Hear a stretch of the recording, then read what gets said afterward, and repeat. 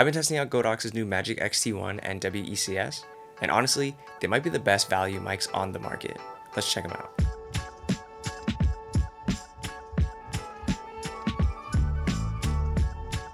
Full disclosure, Godox did send me these mics to test out and keep, but they don't get to see this video before it comes out, and everything I say is completely my own opinion. If something's good, I'm going to say it's good. If something's bad, I'm going to say it's bad. Also, stick around to the end of the video because I will be giving away these mics at the end, and you need to know how to enter the giveaway, so stick around to the end. So starting with the XT1, this is a standard 2 transmitter, 1 receiver system, and its standout feature is the fact that it doesn't have a charging case. Godox calls it their 2+1=1 design, where the 2 transmitters are stored and charged within this cage underneath the receiver. You just flip it up, the transmitters are magnetically held in place, and you can just pop them in and out.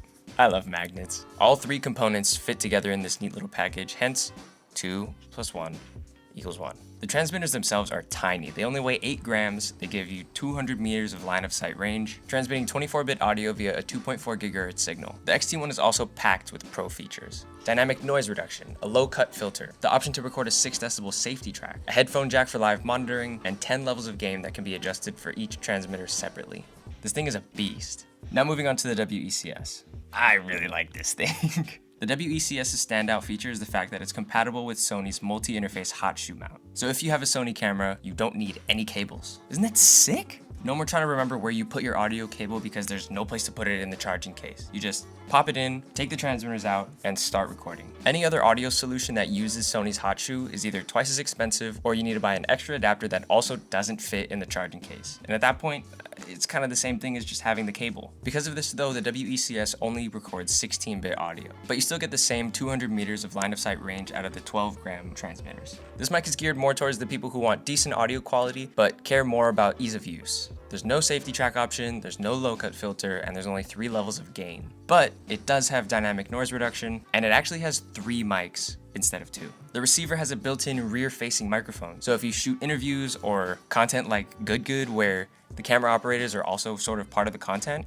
this is a fantastic option for you. Now for battery life, the XT1's transmitters have 8-hour run times and can be recharged by the receiver for another 8 hours, so 16 total hours of runtime. The WEC-S transmitters also have 8 hours of runtime, but it has a dedicated charging case that can charge everything up 3 times, so 24 hours of total battery life. Both of these mics can also be plugged straight into your computer via USB-C and can be used as a mic for Zoom calls, podcasts, streaming, and gaming. I used to have my Rode Video Micro plugged into my PC just sitting there on a mini tripod, but now I can use either of these as my input and not have to worry about losing desk space. Just don't forget to mute if you go to the bathroom. Your friends will be able to hear everything that happens in there. So I've been using these mics for a couple weeks now, and in that time I took them to 3 different places to test out how well their features really work. The first thing I wanted to test was the dynamic noise reduction, so I took them to the loudest place that I could think of, the 405 freeway. First up, we have the XT1. This is how it sounds with no noise reduction. And this is how it sounds with dynamic noise reduction turned on. This is how the WEC-S sounds like with no noise reduction. And this is how it sounds with dynamic noise reduction turned on. The next thing I wanted to test was the range. So I went to my local high school track to see if they live up to their 200-meter range claim. This track is supposedly 176 meters in length, so we have the camera with the receivers positioned about 30 meters away. We've got the drone up in the air to see exactly when and if the signal's cut out. It's also line of sight, so I'm gonna be running this backwards. Let's go. So these mics use a 2.4 gigahertz signal to transfer the audio from the transmitters to the receiver instead of using the more expensive and industry standard ultra high frequency spectrum. 2.4 gigahertz signals are encrypted, so there's no chance of anybody being able to tap into your audio signal. And there's also no chance of you broadcasting on illegal frequencies. This also means that the signal is sort of weak, so to get the most range you can possibly get, the transmitter and the receiver have to be able to visually see each other. But honestly, I think that's a small price to pay for the out-of-the-box convenience and ease of use that the 2.4 gigahertz signal provides. And we are just now coming up to the 50-yard line, so this is about, I have no idea. These mics also come with these really convenient mini dead cat clip things that are super useful, especially in times like this where it's pretty windy and I'm in a very open space. These things are coming in super clutch. God, my shoulder's getting tired. Where are we? We're about to hit the other end zone. Hopefully you guys can still see me. I can see the receivers, both of them, and obviously I can see the transmitters. This is really far. If anybody needs 200 yards, 200 meters of range on a wireless microphone, what are you doing? Who needs this? This is so far. It is really cool to have this flexibility though, I will say. I mean, I'm 200 meters away and hopefully you guys can still see me. Like I said, the transmitters are here. I can see the receiver straight down the way. Yeah, my dad's giving me the thumbs up, so I think you guys can hear me. 200 meters confirmed. The last and the most important thing is the audio quality. I can hear a difference between the two mics, but I don't know enough about audio quality to be able to tell you guys which one sounds better and why. So, I wanted a second opinion on these mics, so I brought them to my buddy's recording studio to test them out and see what he thinks. So as I said earlier, we'll be comparing these two mics to the Hollyland Lark M2 and the DJI Mark II. And then just for fun, we'll be using the mic that Ryan has in the booth that he says Drake likes to use. So yeah. This is what the Magic XT1 sounds like handheld.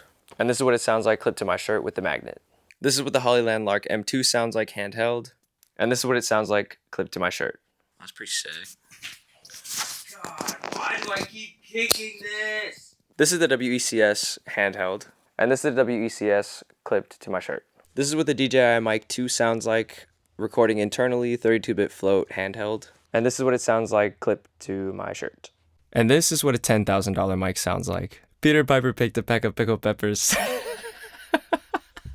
All right, so you got a chance to take a look at the files. What do you think so far? Yeah, I mean, first thing I noticed for sure was the major differences between the handheld versus having it clipped on your shirt. Anytime you have the mic handheld, it's going to be much more clear because my mouth is going directly into the mic. So it's picking up, it's going to sound super bright. That's honestly the best if you're trying to like make content for social media. Like it's going to sound the best and like catch people's attention. Right. And then when you put it on the shirt, you're like picking up your body. It's picking up more of that resonance. You'll probably hear it right now. It's going to sound a lot darker, but more full. I prefer the sound of like the handheld because I think it cuts through and most people are listening on the iPhone. Right. But there's some EQ things you can do with the handheld to make it sound more full. Okay, Some nice. small moves. Sweet. That are super easy. Give me some notes on each. So starting off with the DJI, I like this one a lot. I think it's the higher price one, right? Yeah, definitely. Yeah, you can tell it's a higher quality product. It's really well balanced. Like they definitely spent some time on it. It's not too harsh. My only note is that I wish it was a little bit brighter so it would cut through more on like the iPhone and you can hear the voice a little bit clearer. Mm-hmm. That's definitely something you can do with EQ, but in terms of record and ready to upload, I would say that one needs a little bit of work in my opinion. Okay, what about the WEC-S? WEC-S is not my favorite. It's not a bad product, but it just, compared to the other ones, it doesn't feel as full and bright. And especially when you clip it on, it sounds super dark. Yeah, which I think you're going to notice on the iPhone almost immediately. Okay, what about the Hollyland? The Hollyland's really great. Great overall sound. It's pretty full and also has a good amount of brightness. My only knock on that one is it kind of makes you sound a little more nasally than your voice probably naturally is. It really accentuates the 1K, 1000 kilohertz frequency, which is really nasally and like that range right around there. Okay. And then lastly, the XT1. XT1 was my favorite, which is kind of a dark horse. You know, the voice just cuts through immediately on it. You know, the brightness is there. The mid-range really cuts through, which is where the voice is really intelligible. It's a little bit thin, I'll say that, but I just did a small EQ move on the low end, and it sounded really full. Would that change with the tone of voice that's speaking into each of these mics as well? That's a good point, yeah. So if somebody has a really bright voice, they might sound better on certain mics. Like maybe a darker mic might be better for them. Or if they don't have a lot of nasally or mid-range, maybe they want to add some of that in. If you have the chance to, it can be cool to try out different mics because it might sound better for your voice. Right. Yeah, because I feel like my voice is pretty nasally, so it might just be kind of accentuated in all. Yeah, of these so mics. you might sound better on one of the mics that isn't as nasally. Like on the Hollyland, you probably sound super nasally. Yeah. Yeah. Okay,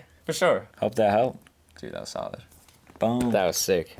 All right, you guys heard it from the professional. The XT1, at least for my voice, is the best sounding mic out of these four out of the box. Now that you've heard their features and heard what they sound like, I want to talk about a few things I think Godox can improve with these mics. For the WEC-S, I think the biggest thing is that I think it needs more than 3 gain settings, especially since using the hot shoe gets rid of your ability to change the gain in camera. I also wish the transmitters had magnets like the XT1's transmitters with the option for a clip instead of just a built-in clip. Because as we heard, the clip WEC-S sounded terrible. I think it was because it was way up here and kind of like stuck in my neck. So yeah, I think a clip would do it justice. As for the XT1, the audio meters on the built-in OLED are completely useless. They're really laggy and you just can't use them. But hopefully that can be changed with a quick software update. I also had a really weird bug when I put the receiver into the hot shoe of my camera, where the screen would lock its orientation and not auto-rotate. I haven't seen any other reviewers talk about this issue, so it might just be my camera. I'm not really sure. But luckily Godox included this little cold shoe accessory thing and I was able to bypass that issue. I almost forgot to talk about the price. The WEC-S is $140 US and the XT1 is $110 US, which honestly I think are some of the best deals in the wireless microphone market. The combination of audio quality and features that both of these provide is pretty much unmatched at this price point. So if you've got the money, I definitely recommend picking at least one of these up. Or if you don't have the money, you can sign up for the giveaway. Godox sent me these mics to test and keep, but I have no use for 2 separate microphone sets. So I figured while my channel's still young and while I still have an intimate number of subscribers, I want to do a giveaway to say thank you for supporting the channel and ultimately for believing in me as a content creator. I put a lot of time and effort into these videos, and to see the likes, the comments, the subscriptions after every video that I post really helps make it worth it for me and validates all the effort that I've been putting into this. So yeah, like the video, make sure you're subscribed, and down below in the comments, let me know which one of these you would want and how you would use it. And in 3 weeks from the day this video is posted, I will pick the winner. Huge thank you to Grace from Godox for reaching out and being the very first sponsor of this channel. And a huge shout out to my boy Ryan for letting me get some time in the stew and for giving us some great insights on what these mics really sound like. Thank you all so much for watching, and I'll see you in the next one. Peace. Just look at the camera and psych myself out. Dude, I can't do this. It's so hard. A content creator scared of making content. It's like a nun scared of going to church. Bro, it's so hard. It's so hard to do this. It's a priest scared of the Bible.